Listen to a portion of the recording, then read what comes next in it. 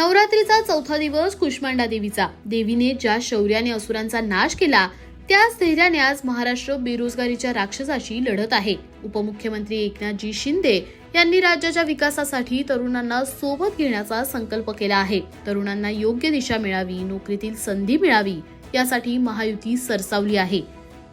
मुख्यमंत्री युवा कार्य प्रशिक्षण योजनेच्या माध्यमातून शिंदे साहेबांनी तरुणांना महाराष्ट्राच्या प्रगतीचा भाग होण्यासाठी हाक दिली. या योजनेअंतर्गत तरुणांना तांत्रिक प्रशिक्षण मिळतंय.